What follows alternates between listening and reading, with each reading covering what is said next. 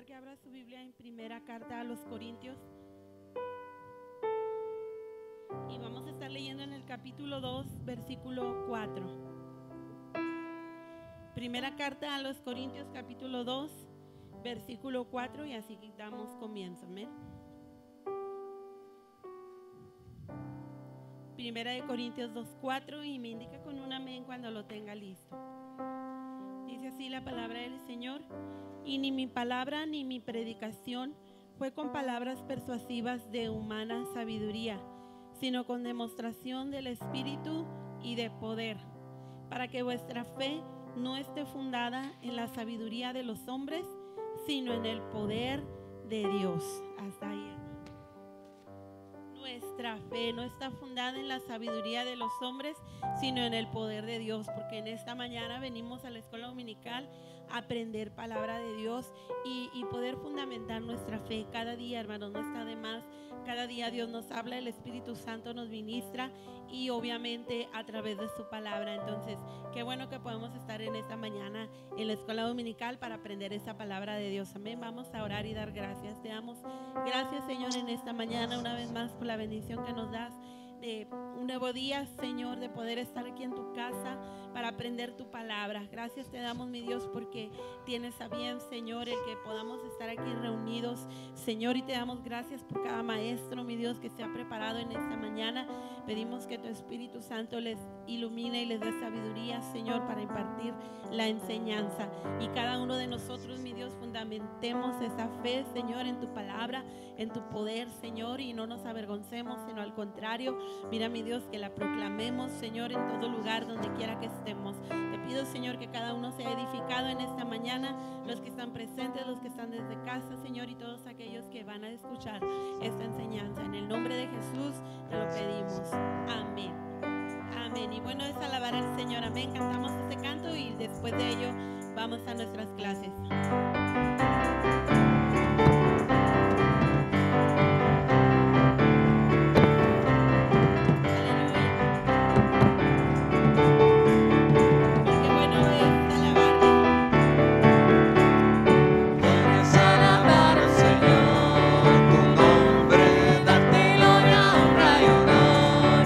Siempre bueno es alabarte, Jesús, y gozarme en tu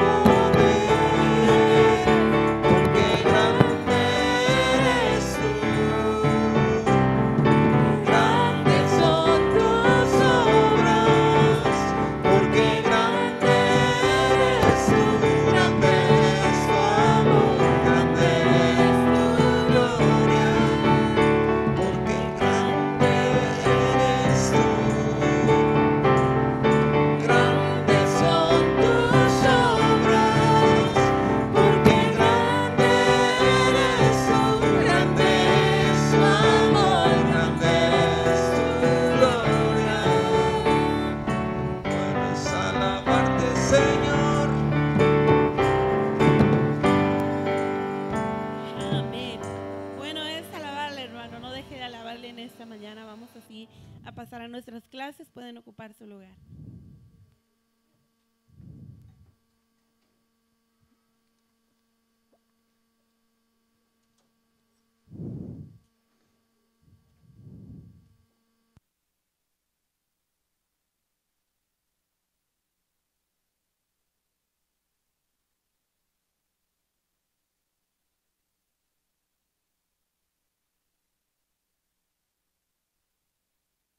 De sueño. Nos robaron una hora, ¿verdad, hermanos? Bueno, ya nos desquitamos en algunos meses más.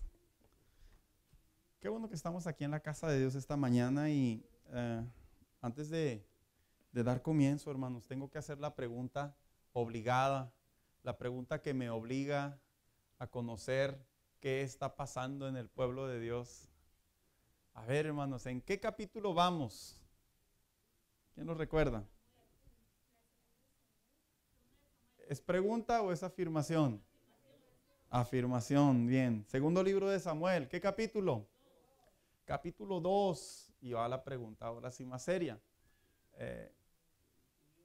¿Quién leyó el capítulo 2 del segundo libro de Samuel? Levanten su mano santa, hermanos, así alta, como si ahorita se fuera a rifar el auto. Bien. Bueno, los demás pues nos aumentan las probabilidades a nosotros.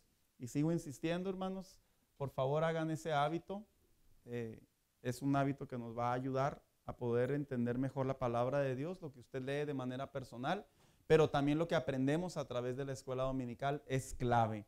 Así que en este segundo libro y a la misma vez en este segundo capítulo del segundo libro de Samuel, yo quisiera preguntar, ¿qué le llamó la atención de este capítulo? ¿Víctimas o voluntarios? Usted decide. A ver, allá nuestro hermano Alex, miren, se animó.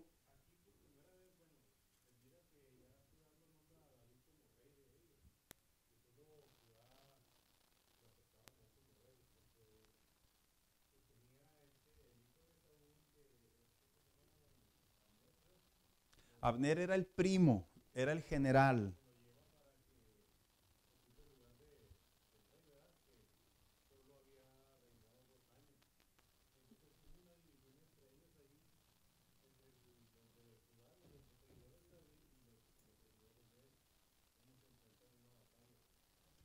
Yo creo que sí, en realidad se resalta eso del capítulo 2, pero la parte que más llama la atención, en realidad ese fue el resultado de una decisión.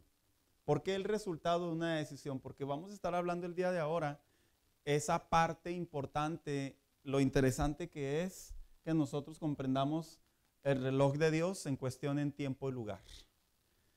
El reloj de Dios, hermanos, estamos hablando de una parte que para nuestro entendimiento significa cuando Dios no solamente da el sí, porque la respuesta de Dios generalmente la interpretamos que es un sí, un no y un espérate. Pero la respuesta de Dios, aun cuando es un sí, generalmente la pregunta siguiente debería de ser ¿cuándo? ¿Cómo? ¿Dónde? ¿Por qué razón? Porque esa es la parte fundamental de la relación con Dios, porque a mí me ha tocado ver personas que oran por ellos, algunos les dicen que Dios los va a usar, a otros les dicen que Dios les va a dar una casa, a otros les dicen que Dios les dicen que se casen ya, en serio, hermano, en mi caminar cristiano he visto muchas cosas, y ellos así sin penurias van y la primera que se encuentran porque ya les dijo que era cristiana o cristiano, ¡pah!, se casan. No, es que Dios ya me dijo que me tengo que casar. Y uno dice, qué atrevimiento, ¿verdad? Otros, me ha tocado ver que les dice Dios que sí, sí les va a dar cierta cosa. Y sin importar lo que suceda, ellos van por Él, así, sin penurias. Y me ha tocado ver a otros, inclusive, que ellos dicen, que Dios les dice a través de hombres que van a ser pastores, van a tener algún ministerio reconocido o público, como le llamamos en ese término, y se lanzan y fracasan, hermanos. Me ha tocado ver mucho me ha tocado ver. Y esto es precisamente porque en la relación con Dios hay una parte que tenemos que entender, que la vamos a encontrar en este capítulo 2, que es el reloj de Dios sí da una respuesta, pero generalmente esa respuesta viene con un tiempo y con un lugar. Esa es la parte clave, hermanos, de saber obedecer a Dios. Así que vamos a ocupar el capítulo 2. Hermano Daniel, ¿qué le llamó la atención de este capítulo?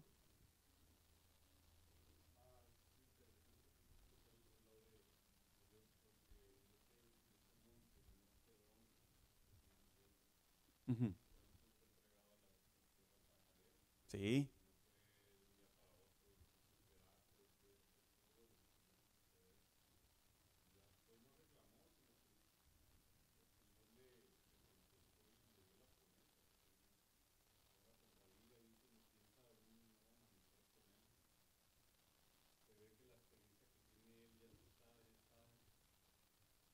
Madurando. Que vemos a un David más certero. Yo creo que una de las cosas que sí vemos de David que hizo constantemente en todo su tiempo de persecución es que él tenía en bien en consultar a Dios. Yo creo que ese es un principio clave, hermanos. Me están pasando cosas buenas, es necesario orar. Me están pasando cosas malas, es necesario orar. ¿Por qué razón? Porque es el que nos da el norte para saber cómo vamos avanzando en la vida. Así que este capítulo 2, vamos a estar hablando primero a manera de introducción. Dice, cuando Dios abre puertas, debo de preguntar en oración una vez más. ¿Será necesario? Dijo alguien por ahí, pues si ya Dios dijo que sí, pues ya dale.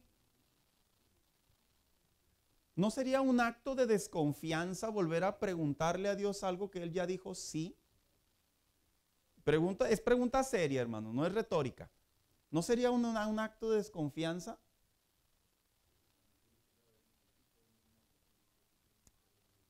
El asunto está que vemos un montón de predicadores con el título de profetas, apóstoles y muchas cosas más, diciéndole a la gente, ¡ve! Y la gente ahí va. Perdón que use esos nombres, también pastores, que le dicen a la gente, hazlo, porque vivimos en la época de las palabras sugestivas. Hazlo, es tuyo, conquístalo. Has sido empoderado. Es la verdad, hermanos. No estoy en contra de ello. Hay hombres que Dios les habló de esa manera.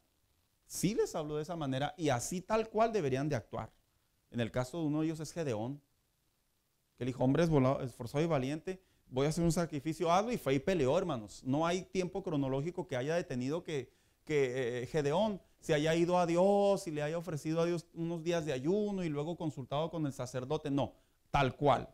Igual con Josué, todo lo que pise la planta de tu pie, simplemente lo que hizo Josué ese día que recibió la palabra de Dios, a la noche siguiente le dijo al pueblo de Dios, vamos a purificarnos porque grandes cosas Dios tiene para nosotros. Y fue, pero le voy a decir algo bien sincero, generalmente cuando Dios da estas palabras es porque ya viene preparando la vida del creyente. Ya la viene preparando, ya hay un camino a seguir.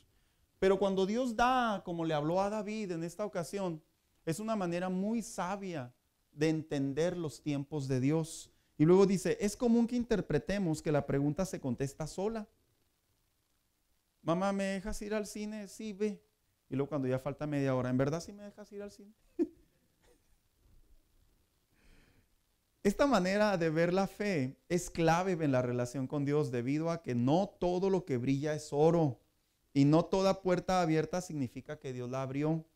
Por lo tanto, es importante observar y escuchar la manera en la que Dios está obrando a nuestro favor, aunque no parezca. ¿Sabía usted que la muerte de Saúl era el momento clave para que David asentara su reinado de una vez por todas? ¿Sí lo sabía, hermanos? ¿Qué sucedía cuando moría un rey? ¿Quién trae a la memoria aquellos que han leído libros o visto películas documentales? Muere el rey, ¿qué sucede? ¿En cuánto tiempo? ¿Cuánto es luego? Perdón que me quede con usted.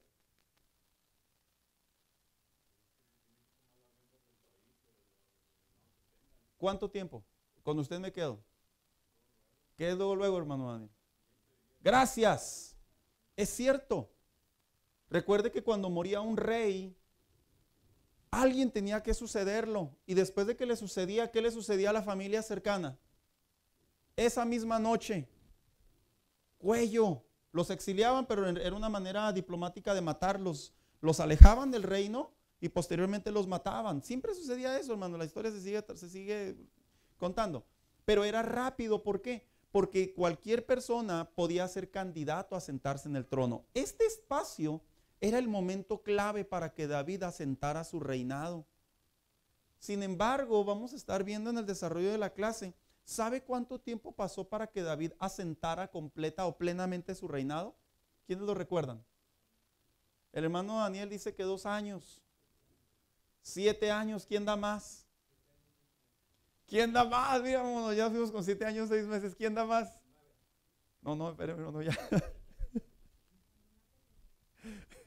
En realidad, cronológicamente hablando, cuando ya fue pleno el gobierno del rey David, fueron 7 años con 6 meses. Que el escriba, que se puede suponer que fue Esdras, sí tomó a bien en poner los tiempos. ¿Por qué? Porque vale la pena resaltar cómo funciona el tiempo de Dios. Así que dice aquí, David empieza el capítulo, consulta a Yahvé. Dice de la siguiente manera: una vez que Judá y David se enteran de la muerte del rey, dice, David vuelve a consultar a Yahvé.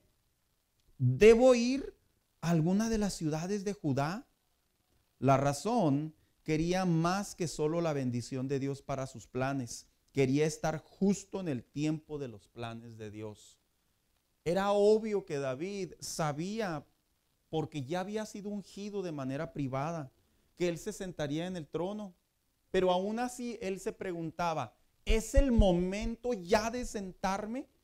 ¿Es el momento ya de tomar la decisión? Y luego seguimos leyendo. David aún así se encontraba en territorio filisteo y quería saber si era el momento de Dios para cumplir su promesa, preguntando si sería el tiempo de regresar a su tierra, o su corazón porque su corazón no era ser oportunista, sino como sí solo, porque se me cruzaron las letras, había muerto el rey. Bien. Se entera David. En el capítulo anterior veíamos que viene aquel amalecita, le dice a David, muere el rey, yo lo maté. Ándele, por andar hablando de más, pierde la vida. Esta parte no la tocamos la semana pasada. Entran en dolor, en duelo. David compone un salmo dedicado a los 2 valientes, que era tanto como el rey, tanto como era su mejor amigo, que era Jonatán. Que de este pasaje bíblico, yo no lo toqué la semana pasada, pero lo voy a mencionar aquí. De este pasaje bíblico se agarran muchos poetas cristianos en estos tiempos para decir que su música en realidad está sustentada por la palabra de Dios. Que cuando le cantan al amor, le cantan al hombre, a la mujer, al bebé, al hijo, y hacen un montón de canciones que ya parecen, más bien dicho, música dedicada a alguien que música que glorifica a Dios, utilizan estos espacios bíblicos para decir que el principal cantor que se dedicaba a componer canciones era David. Lo que hay que corregir en relación a este tema es que en realidad sí es verdad. David llegó a escribir cánticos, canciones, himnos, en donde reconocía la valentía o reconocía el aprecio hacia una persona. Pero inclusive el mismo cántico de David, al final del capítulo 1, él mismo reconoce que toda la gloria se la lleva a Dios. Cosa que estamos mirando en nuestro alrededor por un montón de cantantes cristianos de muchos años y cristianos actuales de estos tiempos que lo ocupan para poder hacer ¿qué, hermanos?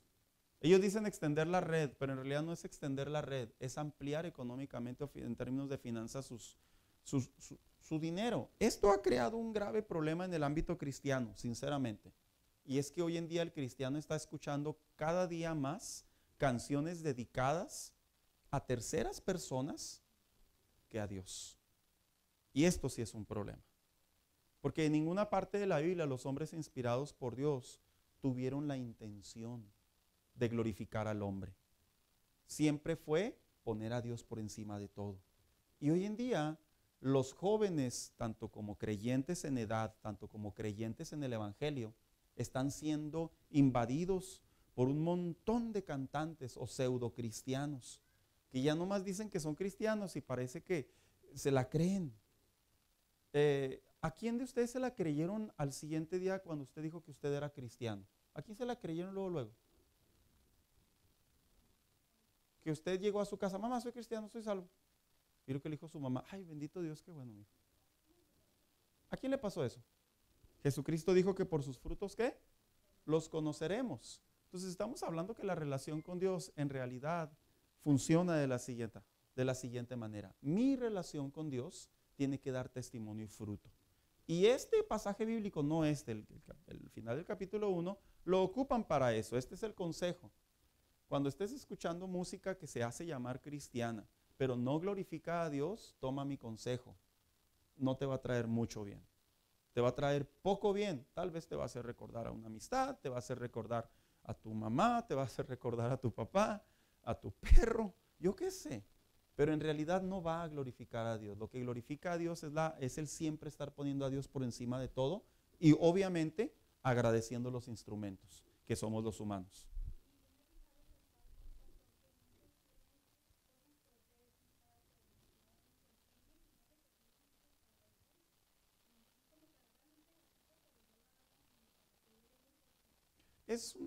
Solo es una manera estratégica de generar dinero de las grandes empresas que han volteado a ver a la fe en los últimos 30 años y se han dado cuenta que en el cristianismo hay mucho dinero y que sí hay, hermanos, a puños en el cristianismo. Antes éramos exentos de ellos. Ellos solamente se concentraban en la juventud, en ciertos grupos sociales, económicos, pero al cristianismo nos veían como una especie de, no, pues ahí no hay nada, ahí son puros cristianuchos. Y ándele que aquí es donde hay más ahora.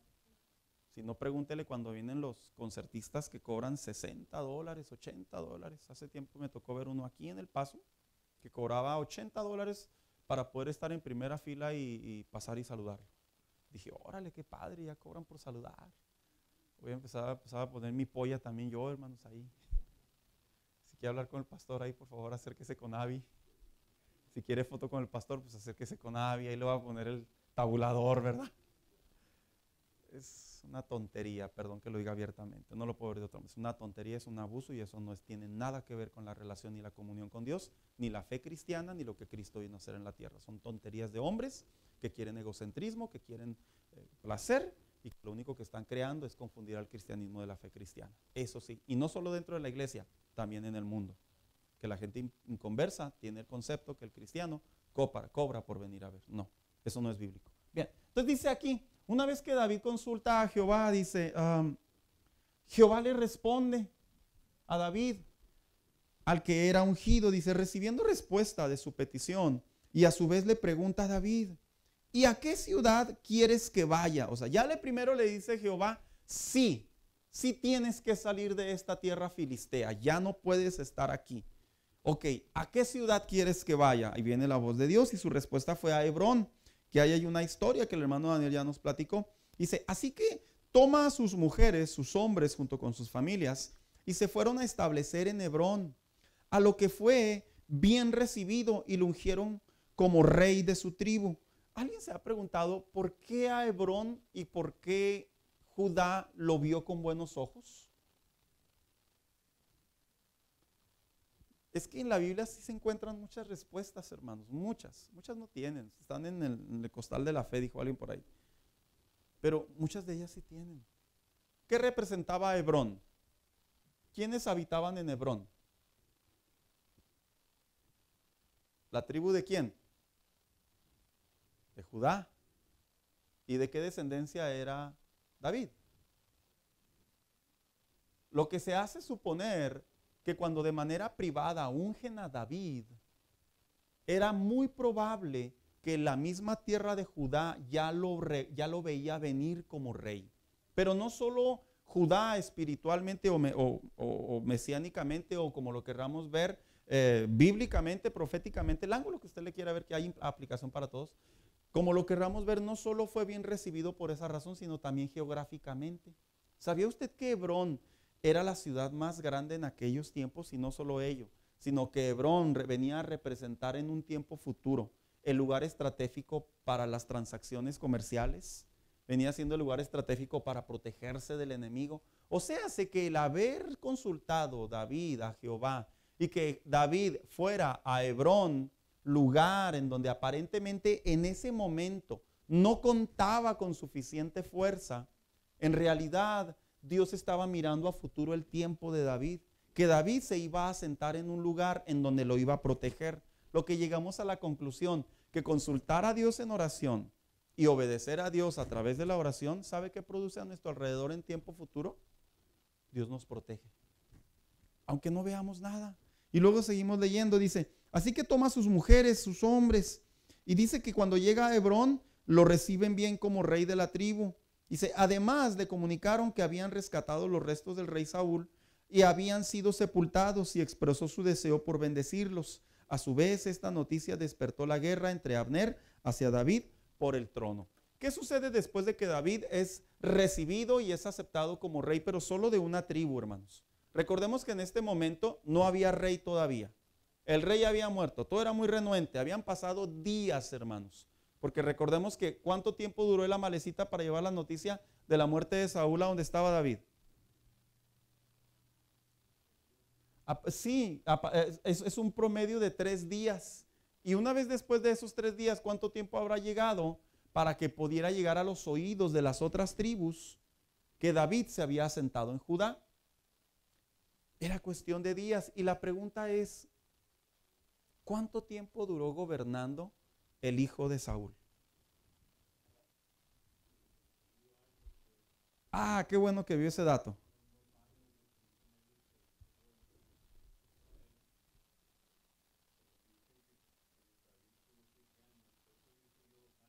Y tiene sentido su respuesta.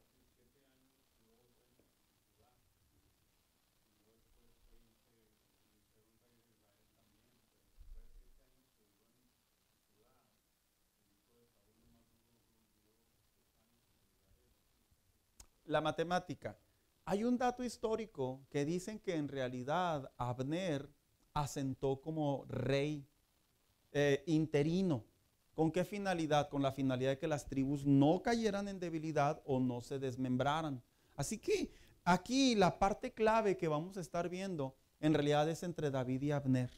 ¿Cómo es que Abner, el primo del rey Saúl, confinado, cómo es que este hombre en humana entendimiento o en humana inteligencia o sabiduría, como le llamamos a veces, cómo es que este hombre quiere aprovechar el tiempo de Dios y a su manera este hombre busca tomar la ventaja, pero a la misma vez la bendición? Pero como David, el hecho de haber esperado, el haber consultado a Dios, que sí lo marca el escritor, a la misma vez, cuando los dos se iban a dirigir al mismo fin, en realidad, ¿cómo es que David termina saliendo bendecido por Dios? Cosa que podemos llegar al final del capítulo, que en realidad el hijo de Saúl solo vivió 2 años. Entonces se cree que Abner fue el rey interino y que mientras él estaba como rey y esperando la madurez del hijo de Saúl, que ¿cuántos años tenía el hijo de Saúl cuando se sentó en el reinado? O sea que ya era un hombre, pero ¿por qué razón no le dieron al hijo de Saúl el reinado luego? ¿Por qué pasaron años? ¿Qué opinan, hermanos? Es que todo en la Biblia cuando usted lee lo va atando y luego va diciendo realmente que Dios no se equivoca. Dios tiene el control y vamos viendo pieza por pieza y nos vamos dando cuenta cómo Dios obra, hermanos, en su sabiduría. ¿Por qué habrá sido que hasta los 40 años y este hombre en realidad no era considerado aparentemente que estaba preparado, que no era una edad madura para tomar el gobierno? Los historiadores, que ahorita lo vamos a ver más adelante, dicen que este hombre en realidad era un hijo ilegítimo de Saúl. Recordemos que Saúl en realidad, los hijos resaltan ¿cuántos? 4. Pero ¿cuántos murieron en combate? 3. Entonces, ¿cuántos nos quedan? En realidad tenía 2. Tenía el mayor y tenía el menor, que era ¿quién?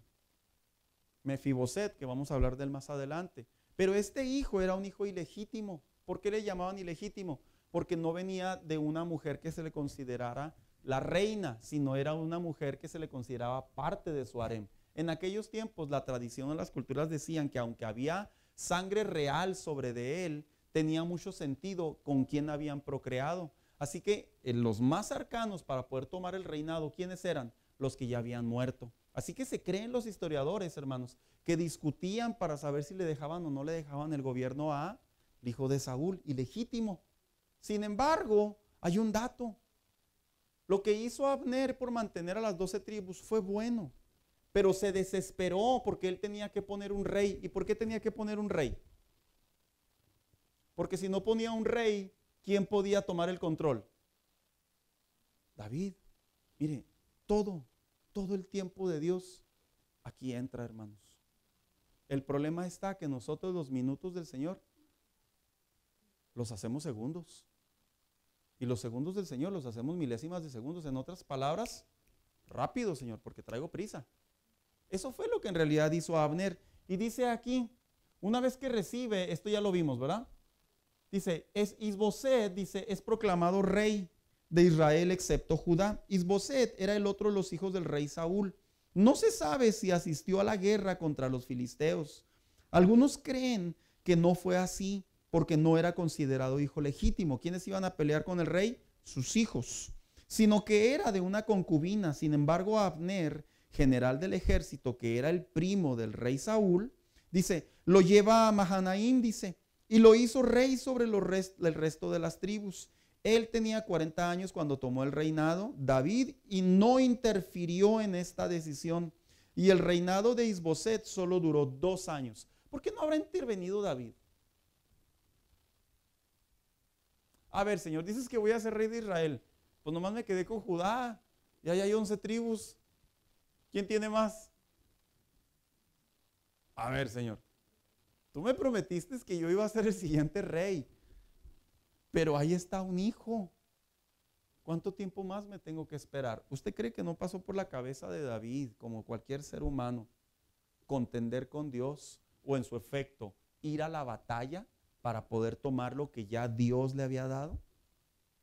La respuesta.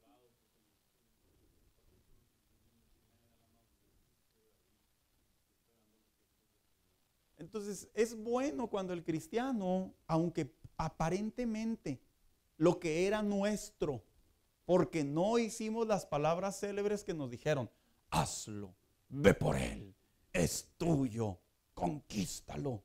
Porque no hacemos eso, pudiéramos decir, bueno, pues ya Dios me sacó de la jugada. Dios no te saca de la jugada, hermano. Cuando tú consultas a Dios y Dios habla a tu corazón, aquí es donde yo voy a hacer una aclaración bien interesante. Hermanos, yo sí creo que Dios usa a los hombres en el don de ciencia, es bíblico, es un don activo dentro de la iglesia en el siglo XXI. Sí lo creo, hermanos. Yo he tomado decisiones en mi vida por hombres de Dios que del don de ciencia y profecía me han hablado. Le voy a decir, no han pasado más de 3 veces en toda mi vida, en mis 30 años en el evangelio, pero he escuchado un montón de creyentes, un montón de personas con títulos que sí me han dicho ciertas cosas, pero que yo lo llevo en oración. ¿Y qué cree? Dios me dice no. Entonces, ¿a quién le hago caso? ¿A lo que mis oídos oyen, a lo que mis ojos ven, o a lo que Dios en oración, en intimidad me contesta? Hermanos, les cuento esto porque va a haber momentos en donde usted va a tomar decisiones y las personas a su alrededor lo van a invitar a través de un consejo, de una supuesta palabra profética, de un consejo de buena fe, de muchas cosas que nos van a rodear y nos van a decir, ve, hazlo, sí, órale ya, órale, es tuyo, tómalo. ¿Y qué cree? Uno va a Dios y Dios dice, no.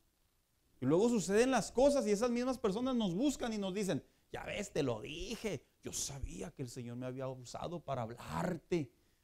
¿Y qué cree? No nos equivocamos. Eso mismo le pasó a David. David ya estaba mirando con sus ojos que el reinado una vez más estaba reconstruyendo. Y David mantuvo su silencio, de acuerdo al escritor. Dice, David reinó sobre la casa de Judá 7 años y 6 meses. En otras palabras, dicen los cronistas, hermanos, los historiadores, que en realidad Abner gobernó por espacio de 5 años, que no hubo rey, que él era el interino. Y cuando vio la presión que se estaba consolidando Judá, es cuando él dijo, ya tengo que poner a este jovencito de rey.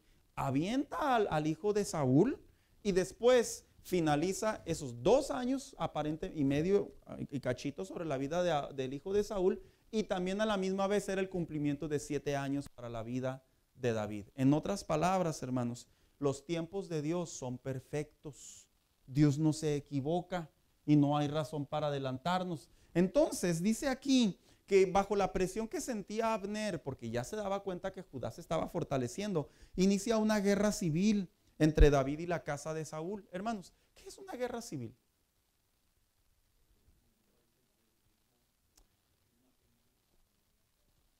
Cuidado con las guerras civiles, ¿verdad, hermanos? En casa. No, es en serio, hermanos. Miren, aquí hay un dato, no es un dato que yo resalto, pero cuando yo estaba estudiando, yo dije, es un dato que merece ser comentado. Es muy triste, cuando usted lee esta parte, hermano, fue muy triste como terminaron las cosas. Imagínense que se van a un aparente torneo, así les llamaban. Cuando usted ve pelea David y Goliat, en realidad era la representación de quién iba a quedar al frente, quién era el más poderoso. De la misma manera, lo que hizo tanto como Abner, tanto como el otro familiar, el sobrino de David, que ahorita vamos a entrar en su nombre, hermanos, fue muy doloroso, porque son de la misma sangre. ¿Quién es? El mismo pueblo de Dios. Mire, dice que se mataban, ¿de qué manera? ¿Se herían? No, dice que se traspasaban, hermanos. Hermanos, en otras palabras, fue algo sangriento. Este hombre toma a 12 hombres de las 11 tribus, y el sobrino de David toma a los mejores 12 hombres que se encuentran y se ponen a pelear entre sí, al grado de que al final del capítulo dice básicamente que ninguno de los dos ganó. O sea, qué vergonzoso que después de medir el poderío y saber quién es mejor que ellos, ninguno sobrevive. Aquí, hermano, hay un dato que nosotros debemos de resaltar como hijos de Dios. No permitamos que nuestros hijos se peleen. ¿Sabía usted que a veces la pelea entre los hijos es más severa que entre desconocidos? ¿Quiénes han visto eso? Es curioso, ¿verdad? ¿Y sabe cómo empieza todo? ¿Cómo cree que empieza eso? Esa es una raíz. ¿Sabe cómo empieza? Cuando usted los deja que se digan apodos, se ofendan. Una cosa es bromear, porque todos tenemos un apodo en casa o varios, ¿verdad? Que es un secreto de estado, diría alguien por ahí, ¿verdad? Pero ya cuando se brinca la línea y ya son palabras insultantes, si nosotros no frenamos eso, hermanos, le voy a decir qué es lo que vamos a ver a futuro. Vamos a ver hermanos que cuando crezcan entre sí difícilmente se van a ayudar. Usted va a ver perros y gatos en casa. ¿Por qué? Porque una cosa son las palabras a una edad y crecen, y la maldad o el defecto en el corazón del hombre toma más fuerza. Papás, no permitan que eso pase. Dos, si sus hijos están peleando en casa, ay, ¿quién no se peleó con su hermano? Una cosa es pelearse con su hermano allá de vez en vez, porque le llenó el buche de piedritas. Pero otra cosa es, hermanos, cuando ya usted ve en el hogar que sus hijos se están peleando a golpes. No lo permita. Es muy feo, es vergonzoso. ¿Y sabe qué es? ¿Sobre quién recae la vergüenza mayor? ¿Sobre quién cree? Sobre los padres. Es la vergüenza. Usted irá a decir, no, pues allá son ellos, no se quite su responsabilidad. Nuestra responsabilidad es criarlos. Y en esa crianza es asumir autoridad, liderazgo y hasta cierto punto también fuerza, que es bíblico. No me refiero a golpear, me refiero a separar, detener, entrar con autoridad, metafóricamente hablando, pero a veces hasta literal. Esto sucedería debido a que dos ejércitos del mismo bando estaban a punto de pelear. A lo que vemos, no fue provocada por David, debido a que no forzó al resto de las tribus a seguirlo, sino que era un enfrentamiento por el mantener un lado de poder. El resto de las tribus que no habían seguido por desconfianza, acto aprovechado por Abner. Se cree que las tribus no siguieron a David porque tenían un grado de desconfianza. Decían, este está con los filisteos y ahora quiere que lo proclamemos rey. No, en peligro y lo proclamamos rey, y este se devuelve con los filisteos y nos convertimos en sus esclavos. Se cree que era el pensamiento que había entre las 11 tribus. Abner tomó ventaja de eso y dice aquí, y por el otro lado, por respuesta de Dios, los ancianos de Judá aceptaban a David como el ungido, a lo que esto trajo problemas y una batalla innecesaria. No era necesario. ¿Es necesario que nuestros hijos se peleen, hermanos? A ver, le voy a preguntar aquí a nuestro hermano Víctor, que es psicólogo. ¿Es necesario que nuestros hijos se peleen, Víctor? Me va a dar su opinión psicológica, pero ahora que usted logra ver esa diferencia, ¿es necesario?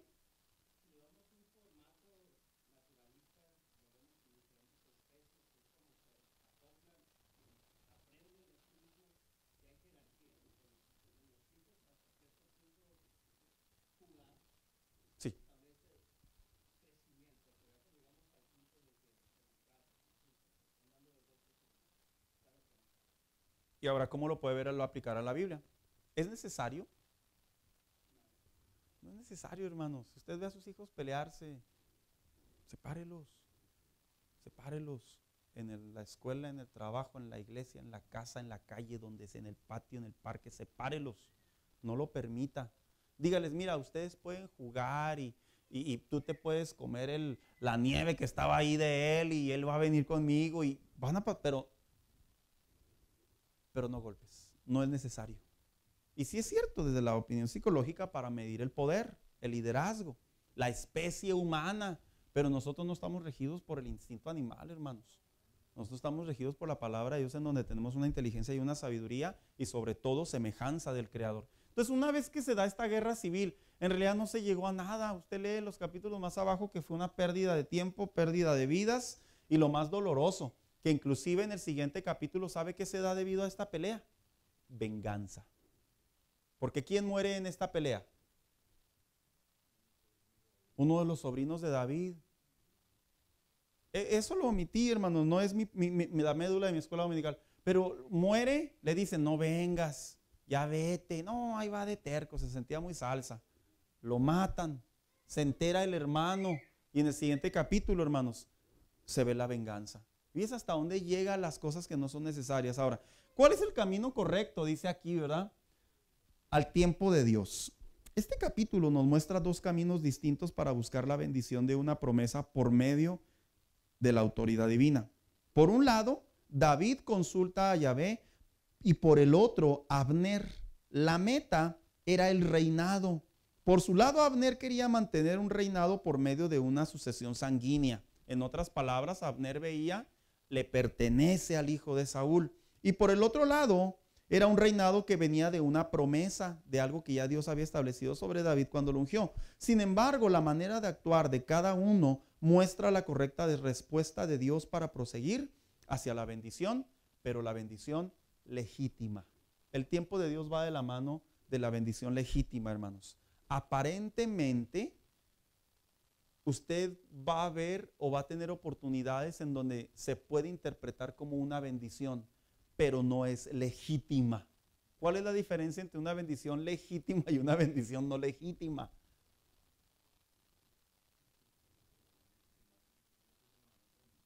Pero llegan al mismo. Mire, una vez me tocó hablar con un joven. ¿Cómo recuerdo esta experiencia? Me dijo, pastor, ya Dios me contestó mi petición. ¿Cuál, hijo? ¿Te vas a casar? Me dice, no, yo quería un carro y ya Dios me lo dio. ¿Está bien? ¿Cuánto te costó? Una cantidad exuberante. Y le dije, ¿cómo sabes que Dios quería que compraras ese carro? Esa fue mi pregunta. Me empieza a decir, no, mire, pastor, es que ya tengo trabajo, me dieron el crédito, y me empezó a contar cosas a favor. Dije, bueno, dice la Biblia que la bendición de Jehová es la que, ¿qué? ¿Qué dice Proverbios? Enriquece el alma y no trae en ella tristeza. No pasaron ni 6 meses, hermanos, ni 6 meses. Cuando le quitaron el carro, se le hicieron ripo. Porque perdió el trabajo, no encontró trabajo luego, y al final del día obviamente no lo pudo pagar. Fue un fracaso, fue una decepción. Y viene conmigo una vez más y me dice, ¿qué me pasó? Le dije, mira, hijo, que Dios te abra puertas de un trabajo, de una edad, te abra oportunidades de crédito, que Dios te dé oportunidad inclusive de que escuches una oferta. Eso no significa necesariamente que es el lugar y el tiempo de Dios. Dije, solo significa que se abrió una puerta, pero tú tienes que discernir si es la puerta de Dios. Como los trabajos, ¿no, hermanos? La gente busca desesperadamente a veces un trabajo y van sobre el trabajo, les dan el trabajo y ¿qué termina pasándole a sus vidas espirituales? Dejan de venir a la iglesia, se retiran. Eso no es una bendición legítima en el tiempo ni en el lugar de Dios, hermanos. Dios no te va a dar un trabajo para que te pierdas. Dios no te va a dar una promesa para que te frustres. Ahora, Satanás trabaja, sí. Intenta pelear la batalla para malinterpretar, sí. Eso es bíblico. Sin embargo, la bendición legítima, podemos ver cómo aquí, por el poder que era notorio, ambos, tanto como Abner como David, ambos hacen su parte para llegar a la bendición de Dios. ¿Quién era Israel? el pueblo de Dios, quien se sentara en el reino, por así decirlo, quien se sentara en el reino iba a ser un hijo de Dios, hermanos.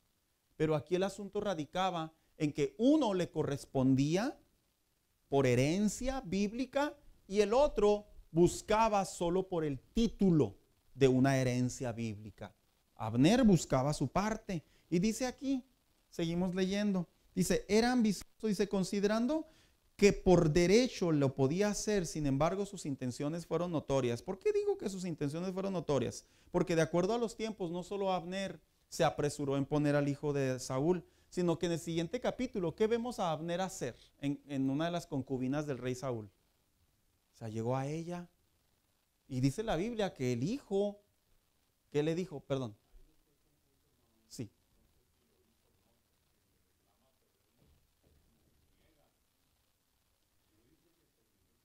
¿Sabe que? Gracias por hacer esa aclaración. ¿Sabe que hay otras versiones que yo tuve que consultar en donde sí especifican que sí llegó a ella y que el hijo de Saúl le tenía miedo a Abner? Entonces, básicamente se aguantó. Por eso usa la frase en dicho, ¿acaso soy perro? Por eso usa esa frase. Entonces, en realidad, ahora, son cuestiones de los traductores. Yo me apego más a que sí fue verdad. ¿Por qué? Porque vemos el corazón de Abner, un corazón ambicioso. Vemos el corazón de Abner, un corazón que sabía que si ponía al hijo de Saúl en el rey, ¿quién cree que iba a gobernar en realidad? Gracias. Entonces era ambicioso. Y dice aquí, ya que no consulta a Jehová en ningún momento y no aceptaba que David sería el próximo rey de Israel aprobado por Dios. Aclaro, hasta que no tuvo otra opción. Porque vemos en el siguiente capítulo que ¿qué hace este hombre? Vaya, habla con David y le dice, yo te entrego el trono. Eso lo vamos a ver más la zona que entra, ¿verdad? ¿Y qué pasa aquí? Pues no, que estaba buscando la voluntad de Dios. Dios quiere nuestra obediencia incondicional sin medir nuestra desventaja. Es que somos humanos y cuando perdemos ventaja en algún asunto, ya sea de dinero, de emociones, de lugar, de propiedades, cosas materiales, cualquier cosa, cuando sentimos que perdemos desventaja, generalmente, ¿qué es lo primero que se nos viene a la mente? Se me está yendo el tren. Dios me habló y no me di cuenta. Y aquí vemos, hermanos, que en realidad Abner estaba actuando como un impío. Estaba actuando que solo tenía el conocimiento de la ley de Dios, pero no estaba sobre de ella. Y vemos a David en realidad, que David pudo ver, hermanos, que ponen a ese joven y que pasan 1 año, 2 años, 3 años, 7 años y David todavía se espera.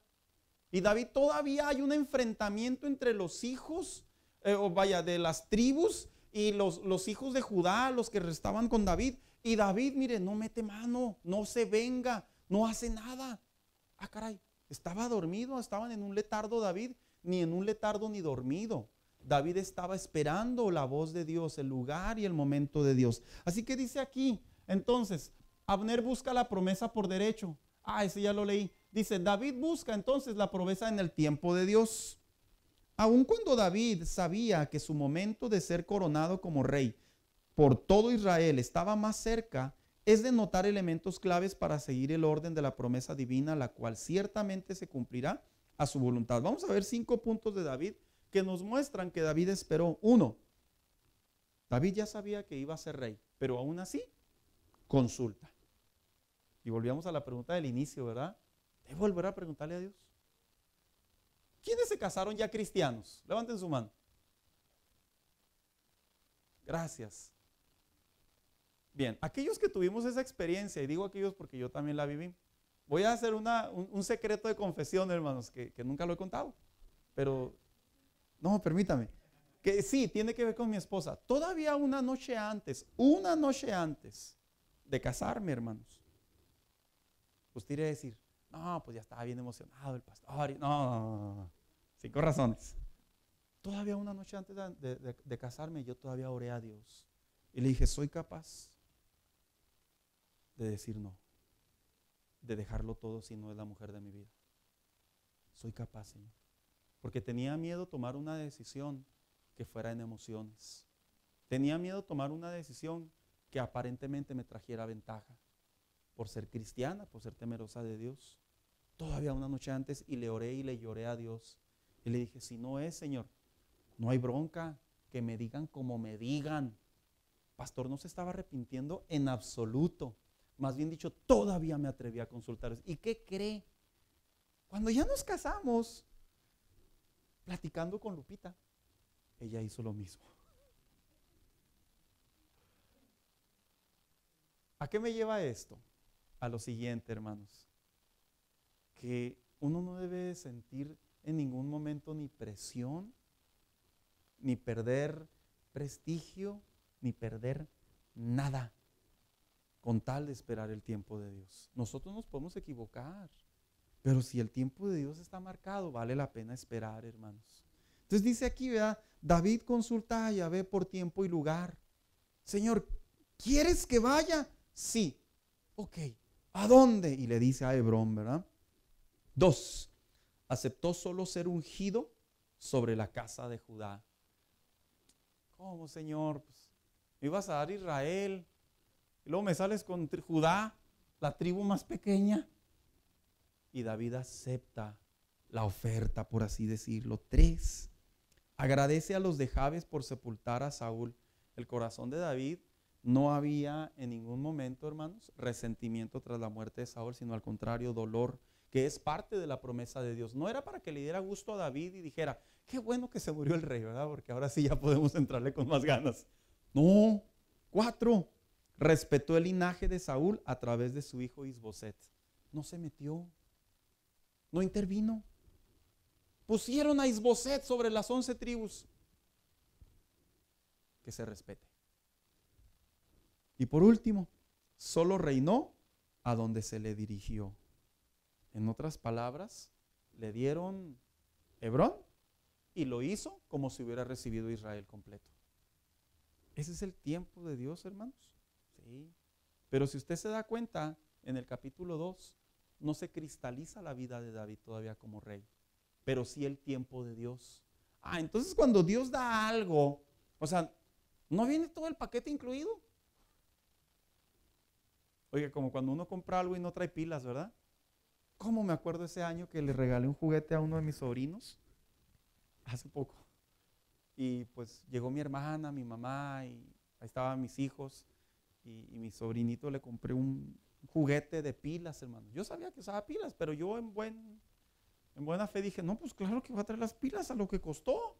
Tiene que traer las pilas. Y ándele que pleno 24 a las 10 de la noche. No, pues el artículo no traía pilas. Yo dentro de mí, qué tacaños. Y a veces así pensamos delante de Dios. ¿Qué no dijiste que me lo ibas a dar todo, Señor? Una vez dijo alguien, cuando Dios te da un sueño, te da una semilla. ¿Sí lo sabían, hermanos? Cuando Dios te va a dar una visión, si no te da dinero, te da fuerzas. Si no te da fuerzas, te da sabiduría para liderar. Y esa parte es la parte que a veces nos cuesta mucho trabajo entender del tiempo y lugar del reloj de Dios. Es bíblica, hermanos. Es bíblica. Dios me dijo que me iba a dar un carro. Bueno, ¿y cómo sabe si le da un carro descompuesto para que usted lo arregle?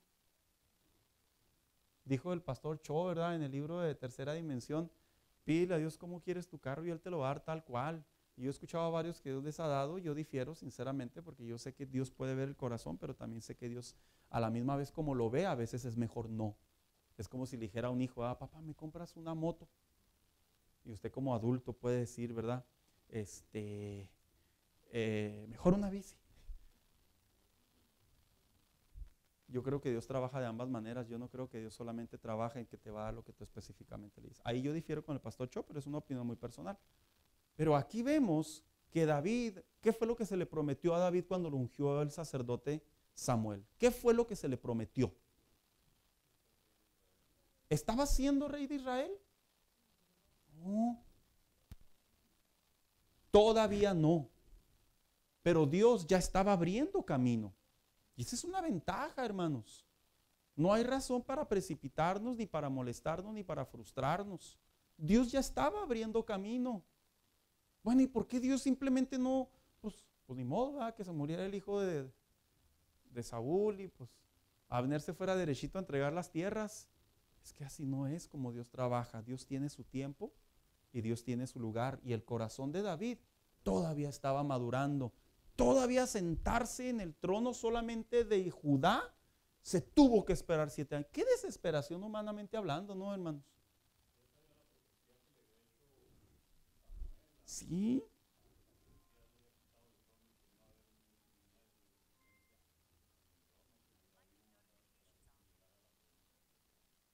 Entonces, ¿se atrasó Dios? ¿Falló Dios? ¿Habló Dios de más? Son los tiempos de Dios, hermanos. Y créame que se lo comparto y desearía que lo atesorara en su mente y en su corazón, en su razonamiento, en su lógica, como lo quiera interpretar. Cuando Dios le habla y le da una promesa y usted dice, sí viene de Dios. Y Dios usted espera que caiga la lluvia del cielo y ve apenas una pequeña nubecita de la palma de su mano. No se agüite. Diga, ahí viene caminando. Ahí viene caminando. Pues ¿qué? ¿Viene en burro? ¿Qué, pastor? Ahí viene caminando. Eso es lo que enseña la Biblia. David actuó de una manera apropiada. Ahora, el reloj de Dios tiene manecillas. Es una manera metafórica, ¿verdad? De decirlo. Dice, las circunstancias pueden estar soplando a nuestro favor o en nuestra desventaja. Sin embargo, es necesario pasarlas por el filtro de la oración, pero también de la consejería, hermanos. Son dos buenos elementos, dos pilares muy fundamentales para poder entender los tiempos de Dios. Uno, dice, todo tiene su tiempo ya establecido. Que tú y yo nos apuremos no cambia los tiempos de Dios. ¿O sí los cambiará? ¿A poco tú piensas que podemos presionar a Dios? Ya, Señor, ya hice la mayor parte. Ya nomás tú dale finish. No se pueden alterar los tiempos de Dios, hermanos. Él tiene su tiempo, como dice Eclesiastés 3:1. Su tiempo es un escudo para nosotros. ¿Por qué no habrá permitido Dios que David fuera rápidamente a tomar la tierra? ¿Por qué? No hubiera respaldado a David si David, al momento que se entera que muere el rey, no lo hubiera respaldado si David se hubiera agarrado a sus hombres y se hubiera ido y hubiera recorrido cada tribu y les hubiera dicho, ya murió el rey. ¿Quiénes no me conocen como el mejor soldado? ¿Quién derribó a Goliat? ¿Quién actuaba con prudencia? ¿Quién era más líder de todos? ¿A quién le compusieron una canción? David tenía todas las de la ley para ir y tomar el trono. Pero vemos aquí, hermanos, que en realidad, por alguna razón desconocida a nosotros, Dios le dijo, no, solo vas a ser rey de Judá. Él se espera y eso le dio el favor ¿de qué? De estar protegido por Dios. Porque ¿qué le pasó al hijo de Saúl? ¿Se ha preguntado qué le pasó a Isboet, hermanos? Lo mataron. Fíjese, el mismo pueblo le dio chicharrón, los mismos líderes de Dios, sus mismos hermanos lo eliminaron. ¿Quién no quitaría, hermanos, que si se hubiera metido David, viendo la otra parte de la historia, humanamente hablando, le hubiera pasado lo mismo? Pero aquí enseña que el tiempo de Dios protege. 3, su espera produce nuevas fuerzas. ¿No estaría frustrado y cansado David ya pues de agarrar un trono ya destronado y un pueblo ya así como que tambaleando? Matan al rey y luego el que estaba al frente, el interino, viene y me da la oferta. ¿Por qué viene y me trae la oferta? Pues ¿cómo andará el pueblo para que ya venga a venderla? Es que en realidad, hermanos, David, humanamente hablando, se pudo haber cansado. Eso es muy notorio. Pero la Biblia enseña que Él produce fuerzas cuando esperamos el tiempo de Dios. 4, pongamos nuestra fe en sus manos. ¿En quién habrá puesto su fe Abner? Orgullo, en mantenerse vivo. Porque recordemos que todos los que eran candidatos a tomar el reino eran probables a ser muertos. Último, la falta de nuestro entendimiento no lo detiene. Alguien que lea por favor sí pasaje bíblico, Isaías 35:8. Este pasaje bíblico es un pasaje bíblico, hermano, que yo en lo personal lo practico mucho. Cuando no sé qué hacer. Fíjese qué curioso, ¿verdad?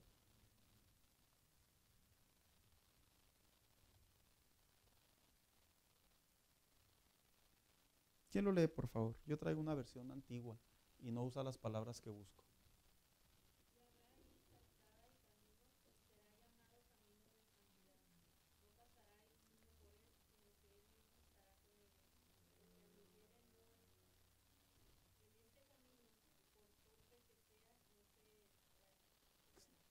Dice, ¿cómo Dios da la garantía? Cuando dice por torpe, lo que quiere decir es no conocer. En otras palabras, por el hecho de esperar en Dios, aunque no sepamos lo que va a pasar en nuestra ingenuidad, aunque por ser humanos, inclusive inconscientemente, hagamos algo, dice la Biblia, al final del día Dios te va a encarrilar.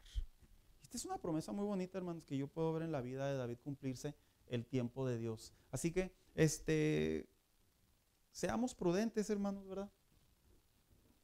Seamos muy prudentes, seamos sabios. El tiempo de Dios tiene un reloj. Y dijo alguien por ahí, ¿verdad? ¿Y cómo saber si es el tiempo de Dios? Bueno, pues para eso podemos ver las historias de la Biblia, para poder llegar a la conclusión que humanamente hablando, estas historias están para nuestro crecimiento. No escriba su propia historia, por favor, no vaya y cometa el error y se la puede decir a sus hijos, mira hijo, para que no metas la pata como yo la metí. No, mejor vayamos a la Biblia, hermanos, que es nuestra mejor fuente. Betty.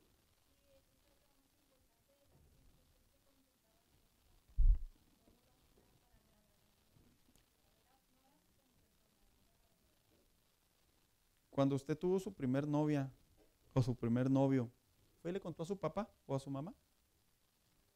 ¿Por qué? ¿Qué? ¿Por qué? ¿Qué? Pues si va a ser mi novia, no la tuya, papá. ¿Por qué no? Pastor, esos tiempos ya pasaron. En el Antiguo Testamento, todavía los papás les escogían las esposas a los hijos. Todavía. No, ¿qué va a decir acá mis hijos? No, Dios me libre, ¿verdad? Ya no se casaron.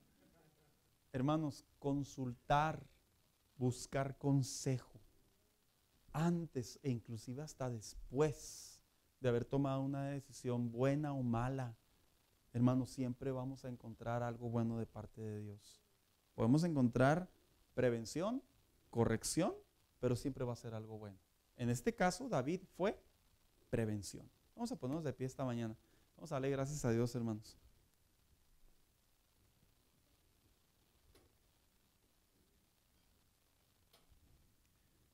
Pastor, yo ya aquí iba a comprarme el carro de mis sueños.